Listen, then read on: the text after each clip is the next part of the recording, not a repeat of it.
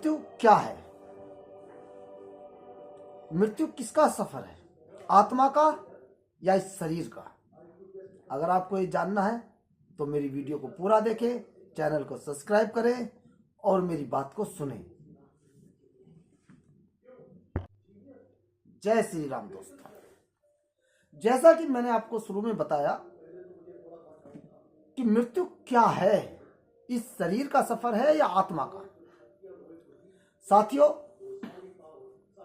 हमारा शरीर 5 तत्वों से बना है और ये सभी जानते हैं, सभी वेदों में सब जगह लिखा है कि ये 5 तत्व इसी 5 तत्व में विलीन हो जाते हैं। हमारी परंपराएं, हमारे संस्कृत, हमारी सभ्यता, हमारे मजहब और धर्म के हिसाब से अलग अलग हो सकती हैं, लेकिन आना और जाना सबका एक समान है, चाहे राजा हो, चाहे रंक हो, चाहे गरीब हो। मैं आप लोगों से एक बात स्पष्ट कहना चाहता हूं कि हम लोग अपने अपने विचारों में साइंस की मदद से कितना भी आगे हो जाएं, लेकिन साइंस इस प्रकृति की एक बच्चा है। जहां पर साइंस अपना दम तोड़ देती है, वहां से प्रकृति शुरू हो जाती है, वहां से ब्रह्मांड शुरू हो जाता है, वहां से हमारी ये सृष्टि शुरू हो जाती है। साथियों, कुछ बुद्धिजीवों ने तो भगवान को ही नकारने से इनकार कर दिया कि भगवान है ही नहीं। कुछ बुद्धिजीवों ने इस योग को, महायोग को महाभयोग में बदल दिया, महाभोग।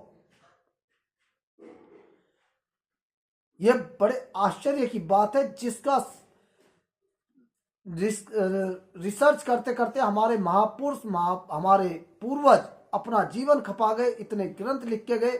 उन्हीं को कुछ लोगों ने मिथ्या साबित करने की कोशिश की, लेकिन वे कर नहीं पाए। जो इस धरती पे आया है उसको एक दिन जाना है, चाहे वो पेड़ हो, चाहे पौधा हो, चाहे जानवर हो, चाहे ये मनुष्य क्यों ना हो। 5 तत्व में हमको विलीन होना ही होना होगा। आत्मा का सफर मृत्यु पर नहीं रुकता है, आत्मा को तो उससे भी आगे जाना है। साथियों,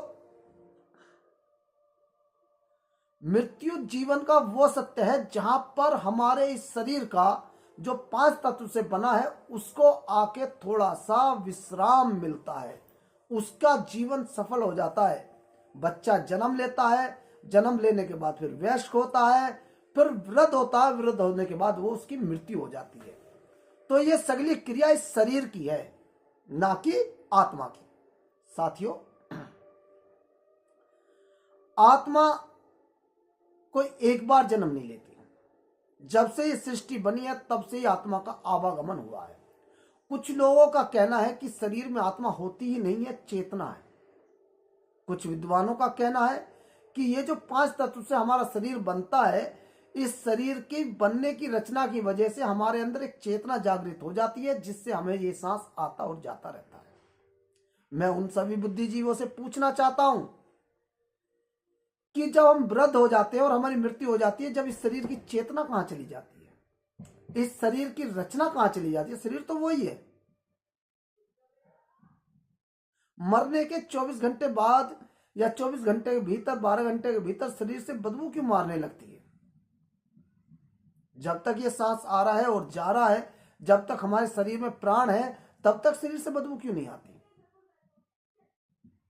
माल मूत्र सब कुछ हमारे शरीर के अंदर होता है, लेकिन तब तक तो नहीं आती। इससे यह प्रमाणित होता है कि जो तत्व हमारे अंदर आ रहा है, जा रहा है, और जो तत्व की वजह से हम बोल रहे हैं, समझ रहे हैं, वो तत्व बहुत ही पवित्र है, उसको गंदगी छू भी नहीं सकती। इसीलिए भगवत गीता में कृष्ण जी अर्जुन से कहते हैं कि पार्थ, आत्मा अजर अमर है, मुझसे ही शुरू है और मुझ पे ही अंत है। मैं ही आज हूं, मैं ही कल हूं, मैं ही आदि हूं, मैं ही अनादि हूं।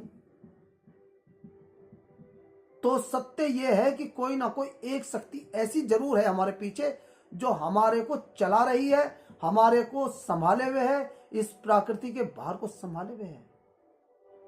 इस चीज से हम नकार नहीं सकते। आंख बंद करने से, कबूतर अगर आंख बंद कर ले तो बिल्ली उसका शिकार करना बंद नहीं करती। हम अपने आप को प्रसिद्धि लाने के लिए समाज के कुछ वर्ग को भैला पुसला सकते हैं कुछ समय के लिए, लेकिन हम उनको परमानेंट नहीं कर सकते। सूर्य प्रकाश देता है, उसको हम चंद्रमा नहीं कह सकते। अग्नि ताप देती है, उसको हम जल नहीं कह सकते। जल हमें भिगोता है, उसको धूप से सूखा हुआ इंसान नहीं कह सकते। भ्रमित किया जा सकता है, भ्रम को पैदा किया जा सकता है, लेकिन साथियों उसको स्थायी रूप नहीं दिया जा सकता। इसी प्रकार से ये शरीर हमारा स्थायी नहीं है, आत्मा स्थायी है, उसका सफर लंबा है और आत्मा का ही सगला खेल है। आत्मा को ही मोक्ष चाहिए, आत्मा को ही परमात्मा से मिलना है, इस शरीर को नहीं। इन सब का अध्ययन करते हुए, इन सब का मनन करते हुए ये जरूर ध्यान रखना चाहिए साथियों कि हम क्या कर रहे हैं, क्या कह रहे हैं, किसके प्रति जा रहे हैं और हमारा विचार कहां जा रहा है। हो सकता है कि मेरे विचार से आप सहमत ना हो सकता है कि आपको ये लगे कि ये भी कोई ढोंगी है। मुझे किसी चीज की आवश्यकता नहीं, मुझे जरूरत है तो सिर्फ आपके प्यार की। ना मुझे कोई बाबा बनने का शौक है, ना मुझे कोई धर्म शास्त्र से इल्झना है, लेकिन मैंने आपको अपनी वीडियो में बार बार बताया है कि मेरे मन में जो विचार आते हैं मैं आपसे व्यक्त कर लेता हूं, आपसे साझा कर लेता हूं। त्रुटि हर इंसान में होती है, गलती का पुतला ही मानव है। अगर इंसान गलती ना करे तो वो परमात्मा बन जाता, लेकिन गलती करना ही मनुष्य की फितरत है। और इस धरती के भोग विलास के लिए ही लोग गलतियां करते हैं, किसी को गाली देते हैं, किसी पर टिप्पणी करते हैं ताकि लोग उसको नोटिस कर सकें। साथियों, अगर आप लोग योग के साथ चलना चाहते हैं तो योग करना होगा। अगर आपको मोक्ष पाना है तो मोक्ष के रास्ते पर चलना होगा। जब एक बच्चा एक सरकारी नौकरी पाने के लिए, प्राइवेट नौकरी पाने के लिए कितनी पढ़ाई करता है, उसको डायरेक्ट क्यों नहीं नौकरी मिल जाती? ये तो इसी धरती का नियम है ना, हम ही लोगों के बीच में नियम है ये कि पहले नर्सरी, फिर केजी, फिर LKG, फिर पहली, फिर ऐसी करते करते सीढ़ियां चढ़नी पड़ती हैं। तो परमात्मा को इतनी आसानी से कैसे हम पहचान सकते हैं? परमात्मा है कहां? परमात्मा को किसी ने देखा है? लेकिन मैं कह सकता हूं कि मैंने परमात्मा को देखा है। क्या परमात्मा हमें देख रहा है? मैं कह सकता हूं कि हाँ, मैं परमात्मा मुझे देख रहा है। ऐसा नहीं है कि परमात्मा नहीं है। उसको महसूस करना सीखो, उसके एहसास को समझना सीखो। क्या कह रही है वो शक्ति, उसको महसूस करके समझो। हमारे शरीर के अंदर 2 दिमाग बनाए हैं, एक चेतन, एक अचेतन। ये साइंस भी प्रूव कर चुकी है। जब हम सो जाते हैं तो अचेतन हमारा दिमाग शुरू हो जाता है। वे जो सपने हैं वो ब्रह्मांड में जो शक्तियां घूम रही है उनसे वो जुड़ जाता है। इसीलिए सोते में भी आप योग कर सकते हो, बशर्ते आपको उसका नियम आना चाहिए। आपको वो कला सीखनी पड़ेगी साथियों। मैंने अपनी वीडियो में आपको पहले ही बताया है कि जिस मोक्ष को, थोड़ी सॉरी, आज सर्दी की वजह से मेरा गला थोड़ा गड़बड़ कर रहा है, उसके लिए बीच बीच में हो जाती है दिक्कत, उसके लिए मैं क्षमा चाहूंगा। मैंने अपनी वीडियो में बताया है कि कलयुग हमारे चारों युगों में महान क्यों है। और मैं नहीं कह रहा इस बात को, हमारे वेद, पुराण, ऋषि, महापुरुष जो भी हैं वो सब कहते हैं। 4,32,000 वर्ष आयु है कलयुग की। सबसे बड़ा है इसका समय। हर जीव इसमें तर सकता है, हर जीव अपने मोक्ष की तरफ को जा सकता है। जिस मोक्ष को पाने के लिए पहले ऋषि महापुरुष सतयुग, त्रेता, द्वापर युग में अपने जीवन को खपा देते थे, 10-10 हजार वर्ष अपने समाधि में लीन हो जाते थे, उन पर दीमक चढ़ जाती थी। आज उसकी जरूरत नहीं है कलयुग में। तो इसलिए साथियों, अपने नित्य कर्म को करते करते, मैं युवा साथियों से भी कहना चाहता हूं, जवानी की कमाई बुढ़ापे में खाई जाती है, बुढ़ापे की कमाई कभी नहीं खाई जाती, क्योंकि बुढ़ापे में आदमी मृत्यु हो जाता है और जवानी में जिस प्रकार से आप अपने धन को संरक्षण करते हैं, बैंक में जमा करते हैं अपने बुढ़ापे के लिए, मेरी आप लोगों से रिक्वेस्ट है, अगर युवा साथी मेरे से देख रहे हैं तो इसमें से आध घंटा 10 मिनट जरूर निकालें अपने जीवन के लिए, ताकि उस परमात्मा के नाम पर आप कुछ पूंजी जमा कर सकें। जिस प्रकार से जवानी में ये खून उबलता है, उसी प्रकार से हमारी भक्ति भी उबलती है। हमारा तेज, हमारा ओरा, हमारी शक्ति इसी तरीके से चलती है। साथियों, रुको भाग दौड़ के जीवन में, 10 मिनट विश्राम करो। हर बस स्टैंड पर एक बस स्टॉप होता है जहां पर सवारी बैठती है। वो बस स्टॉप आप अपनी जिंदगी में भी लाइए। थोड़ा सा इस मन को रोकिए, अपनी भागदौड़ के जीवन में 10 मिनट ऐसी देखिए कि हम कर क्या रहे हैं। रोजमर्रा का जीवन हमारा चलता रहेगा, रोजमर्रा हमारे मरने के बाद भी चलता है, किसी का काम किसी के प्रति नहीं रुकता, लेकिन तुम्हारे साथ दूसरा कोई नहीं चलता। जब यम की अदालत में आपकी गवाही लगती है, तो वहां के लिए भी साथियों आप पूंजी इकट्ठा कीजिए, और वो पूंजी सिर्फ राम नाम की है। वहां कोई धन दौलत नहीं चलती। कोई रईस हो या अमीर हो या गरीब हो, या नित्य पूजा करने वाला हो या पाप करने वाला हो, आने का रास्ता और जाने का रास्ता सबका समान है। अगर आपके धर्म में, आपके मजहब में इतनी ताकत है तो उसको बदल कर दिखाओ। हम तो जब माने सनातन अनंत काल से एक धर्म है, जब से सृष्टि बनी है। हम कहते हैं कि हमारे सनातन में ये बात लिखी है, और आप कहते हो कि हमारे में ये लिखी है, तो अपने प्रूफ करो। हमने तो प्रूफ कर रखा है। हमारे पूर्वज, हमारे महापुरुष इस बात को सत्य करके गए।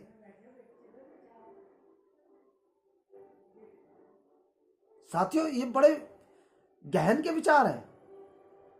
जीवन चलता रहेगा, कालचक्र घूमता रहेगा, कालचक्र के पहियों कोई नहीं रोक पाया, लेकिन जो समय आपके पास है उस समय के अनुसार अपने उसी समय में से अपनी पूंजी इकट्ठी करना शुरू करो।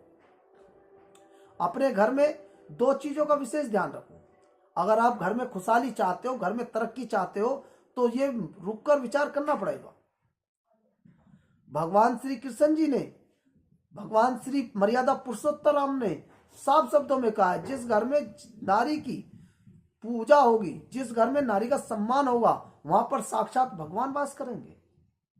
आज कलयुग में जहां घर घर नशेड़ी पैदा हो रहे हैं, घर घर जुआरी पैदा हो रहे हैं, घर घर कलेश बढ़ रहा है, इसका कारण क्या है? अशुद्ध खाना। पाप क्या है?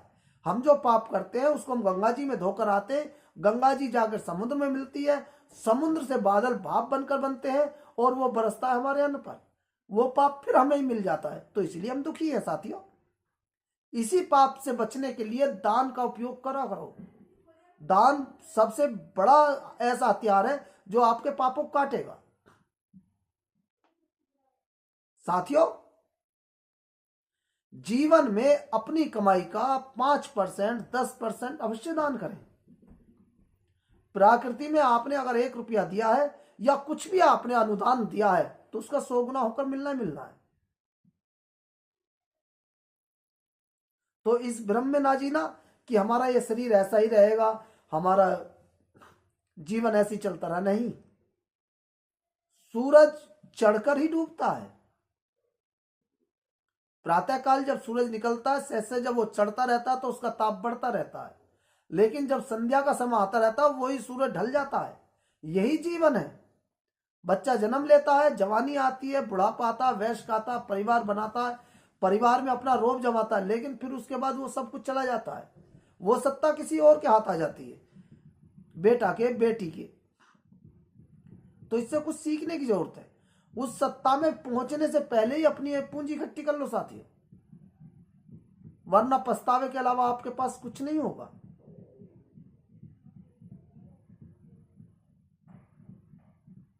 मैं आपसे हर बार रूबरू होता रहूंगा, अपनी वीडियो डालता रहूंगा। मेरे साथ जुड़िए, मेरे विचारों को सुनिए।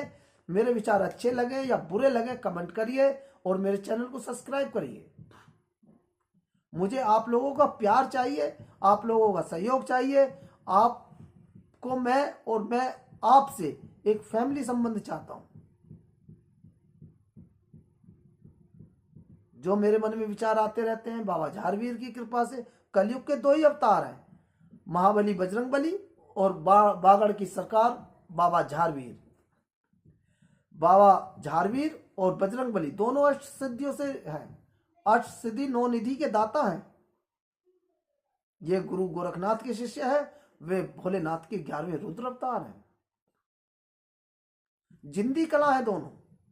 कलयुग में सिर्फ यही है आपके तारणहार। तो मृत्यु सत्य है, जीवन जो हम जी रहे हैं ये झूठा है। तो झूठ के जीवन से थोड़ा भारा हो, ये सदा रहने वाला नहीं। जवानी सदा रहने वाली नहीं। तो जब हमें सत्य का पता होगा, सत्य का आभास होगा, तो उसको हम जी सकेंगे, सरल हो जाएगा जीवन। समस्याएं सबके सामने आती हैं, समस्याओं से लड़ना और समस्याओं से सीखना, क्योंकि समस्या किसी और की पैदा करी भी नहीं है। समस्या सबसे बड़ी हमारी क्या है? किसी और पर निर्भर होना, उससे आश्रय रखना कि ये मेरे दुख सुख में शामिल होगा, मुझे सहायता देगा। यही समस्या का जन्म है। जिस दिन आप अपने ऊपर निर्भर हो जाओगे, हर स्थिति परिस्थिति को अपने हाथ से संभालोगे, आपके सामने कोई समस्या रहेगी नहीं। अनावश्यक चीजों से आप मुंह मोड़ना शुरू कर दो। इस धरती पर कोई भी व्यक्ति संतुष्ट नहीं है, चाहे कोई कितना ही रईस हो, चाहे कितना ही गरीब हो। संतुष्ट वो है जिसने अपने आप को एक सीमित कर लिया है, जिसने अपनी आवश्यकताओं को सीमित कर लिया है, वो संतुष्ट है और उसी के घर खुशहाली है। वही मस्ती के जीवन में जी रहा है। मस्ती का प्याला हर किसी के नसीब में नहीं होता, लेकिन रखा सबके सामने है और इसी को पाना है। इस मस्ती के प्याले को पीना है और इसी मस्ती में जीना है। भविष्य की चिंता छोड़ दो, भूतकाल पे रोना छोड़ दो। वर्तमान है तुम्हारे हाथ में, वर्तमान में जियो। अगर आप वर्तमान में जियोगे, वर्तमान अपने आप सुधर जाएगा, क्योंकि भविष्य तुम सुधार नहीं सकते। कल कभी आता नहीं, जो बीत गया समय वो लौट कर आता नहीं। चक्र एक गोल पहिए की तरह है, ये समय गोल बिल्कुल चलता रहेगा, घूमता रहेगा। बस इसी धुरी पे आपको अपने आप को घुमाना है। आज तुम्हारे पास है तो आज के हर पल को आप इंजॉय के साथ जीना सीखो। आज के हर पल को अपने मस्ती में जीना सीखो। अगला कदम कैसा जाएगा कोई नहीं जानता। जो लोग अपने आप को भगवान कहते थे वो भी मृत्यु को गए हैं। जो लोग अपने आप को विधाता कहते थे वो लोग भी मृत्यु को गए हैं। जो लोग अपने आप को दुनिया का सबसे बड़ा विजेता मानते थे वो लोग भी मृत्यु को गए हैं। साथियों, ये अटल सत्य है और इसी सत्य पर चलना है। आज के लिए इतना ही। जय श्री राम, जय सनातन।